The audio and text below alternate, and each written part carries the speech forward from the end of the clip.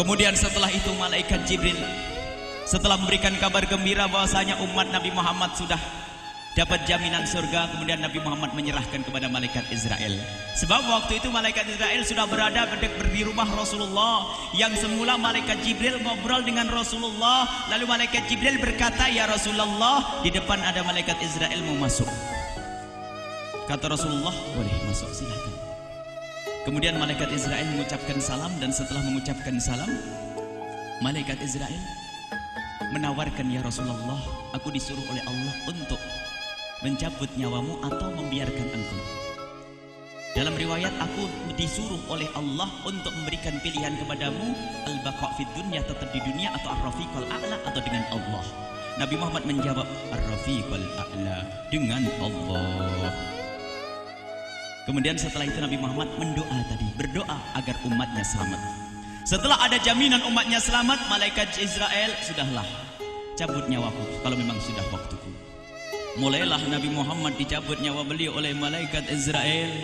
Dan di saat Nabi Muhammad mulai dicabut nyawa beliau oleh malaikat Israel, Nabi Muhammad mengatakan, mahadha, apa ini wahai Israel? Malaikat Israel kemudian menjawab, "Ya Rasulullah, itu adalah sakaratul maut, itu adalah sakitnya di dalam kematian." Kemudian Nabi Muhammad mengangkat tangannya sambil berucap, "La ilaha illallah, inna lil mauti la sakarat." Tidak ada Tuhan selain Allah, sungguh di dalam kematian ada sakitnya, sakit kematian, yaitu sakaratul maut. Kemudian Nabi Muhammad memohon, "Ya Allah, Allahumma khaffif alayya sakaratul maut." Ya Allah, ringankan sakaratul mautku ini, ya Allah. Dijawab oleh malaikat Israel, "Ya Rasulullah, itu sudah aku ringankan 70 kali." Nabi Muhammad menoleh, "Apa malaikat Israel? Sudah kau ringankan 70 kali keringanan?" "Iya ya Rasulullah, sungguh aku tidak pernah mencabut seorang hamba lebih lembut dari cara mencabut nyawamu. Ini sudah aku ringankan 70 kali. Setelah itu justru Nabi Muhammad menangis, "Israel, 70 kali rasanya masih sakit." "Iya ya Rasulullah, memang itu sakaratul maut." "Lalu bagaimana engkau mencabut umatku, wahai Israel?" Allah, yang diingat siapa? Umat. Kalau engkau mencabutku dengan ringan seperti ini masih sakit, bagaimana engkau mencabut umatku, ya Israel? Dijawab oleh malaikat Israel, "Umatmu manusia biasa, ya aku cabut." "Ya Rasulullah, begitu saja." Ya sudah, begitu habis. Nabi Muhammad menangis. Tiba-tiba Nabi Muhammad mengangkat tangan dan memohon kepada Allah, Allah, inna lil mauti la sakarat, la ilaha illallah, inna lil mauti la sakarat. Sungguh di dalam kematian ada sakaratul maut. Allahumma khaffif ala ummati sakarat maut. Ya Allah, ringankan dari umatku sakaratul maut. Wa thaqqil alayya, dan bebankan kepadaku.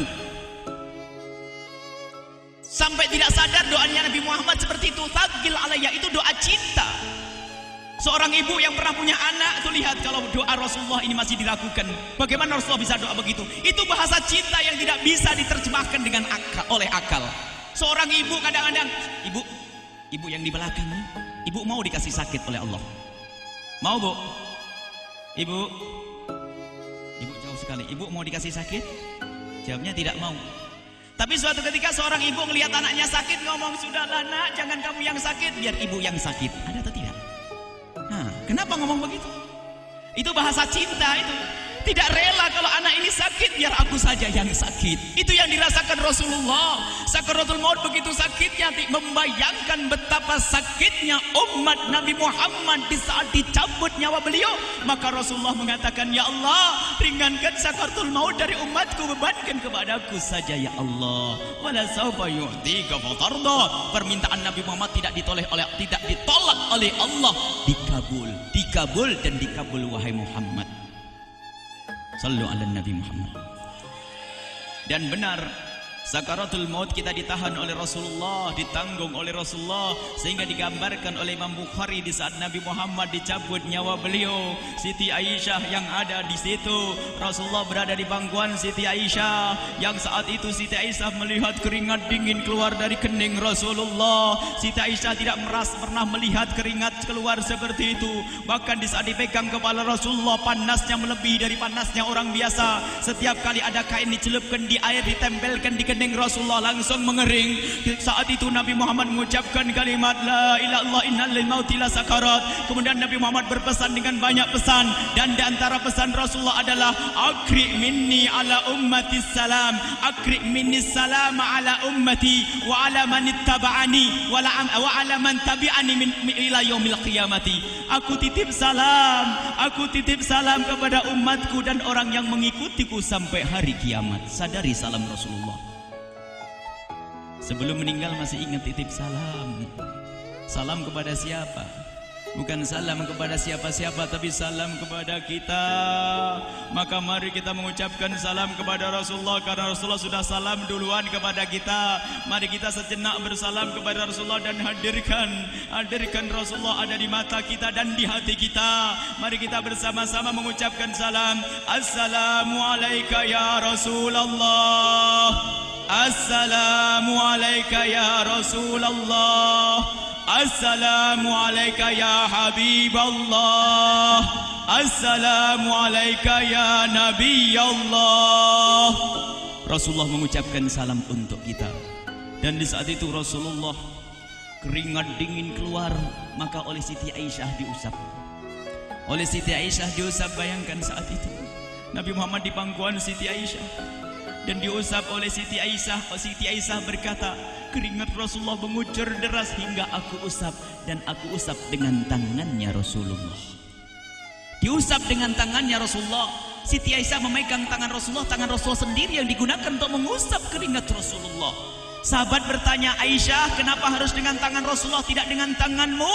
Lihat jawab Siti Aisyah, karena tangan Rasulullah lebih lembut dari tanganku. Sallu ala Nabi Muhammad. Masih sempat nyanjung itu sahabat Nabi. Dalam keadaan begitu masih menyadari kelembutan tangan Rasulullah, jasad Rasulullah, kemuliaan Rasulullah sallallahu alaihi wasallam. Dan aku lebih menginginkan bahwasanya yang menyentuh jidat Nabi Muhammad adalah tangan yang paling mulia di dunia dan di akhirat. Siti Aisyah enggak berani menyentuhkan. Pengennya yang disentuhkan di kening Rasulullah adalah tangannya Rasulullah sallallahu alaihi wasallam. Kemudian setelah itu Nabi Muhammad merasakan sakit yang sangat untuk kita. Kemudian Nabi Muhammad mengangkat tangan tinggi-tinggi mengucapkan la ilaha illallah inna lil mauti lasakarat. Tiba-tiba tangan itu semakin turun dan ditangkap oleh Siti Aisyah. Dan di saat tangan itu jatuh di tangan Siti Aisyah, kemudian tiba-tiba paha Siti Aisyah merasakan berat kepala suci Rasulullah. Dan saat itu Siti Aisyah sadar bahwasanya Rasulullah sudah kembali kepada Allah Subhanahu wa taala. Sallu ala Nabi Muhammad. Siti Aisyah bingung di saat melihat seperti itu. Ditaruh pelan-pelan wajah Rasulullah, sambil menangis lalu berkata, Rasulullah sudah meninggal.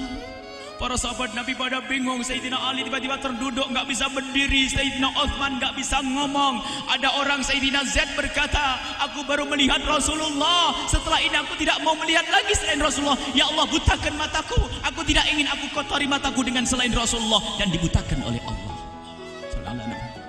Bermacam-macam kejadian saat itu. Madinah heboh, luar biasa dengan meninggalnya Rasulullah sallallahu alaihi wasallam. Dan sungguh meninggalnya Nabi Muhammad adalah menghidupkan hati yang mati kalau orang faham. Tiba-tiba Sayyidina Abu Bakar datang. Setelah Sayyidina Umar mengatakan, siapa yang mengatakan Muhammad meninggal akan aku penggal lehernya. Jangan seperti orang-orang Nabi Muhammad sekarang lagi pergi seperti waktu Musa pergi kepada Tuhannya, kepada Allah, nanti akan kembali kepada kita. Muhammad belum meninggal. Ini adalah karena kecintaan Sayyidina Umar bin Khattab, tidak ingin Nabi Muhammad pergi. Tiba-tiba datang Sayyidina Abu Bakar As-Siddiq lalu masuk ke kamarnya Rasulullah, lalu masuk kepada Rasulullah, kemudian mengecup kening Rasulullah, dan Sayyidina Abu Bakar berkata, ya Rasulullah, tibta hayyan wa mayyita. Ya Rasulullah, engkau tetap harum dalam keadaan hidup dan harum setelah meninggal dunia. Sallu ala Nabi Muhammad. Hingga sampai setelah hari besoknya meninggal Rasulullah, Senin sore, Selasa malam, Rabu dikubur Rasulullah sallallahu alaihi wasallam. Setelah dikubur, Sayyidat Fatimah bertanya kepada Sayyidina Abdullah ibn Abbas, Sayyidina Anas, wahai Anas, hai Anas, sambil menangis Sayyidat Fatimah Zahra, hai Anas, bagaimana engkau tega? Atabat anfusukum an tahtu ra'sa Rasulillah. Apakah engkau rela menaburkan debu di atas kepala Rasulullah? Sayyidina Anas menangis kaget, ya wahai binta Rasulullah, kalau kami tidak dilupakan oleh Allah, niscaya tidak ada yang bisa mengubur Rasulullah. Jadi saat itu dilupakan oleh Allah, sehingga mereka tidak menyadari melakukan itu semua. Kalau mereka sadar, tidak akan bisa mengubur Rasulullah sallallahu alaihi wasallam. Ini yang diungkapkan oleh Sayyidina Anas, kalau seandainya kami tidak dilupakan oleh Allah, niscaya kami tidak akan mampu mengubur Rasulullah sallallahu alaihi wasallam.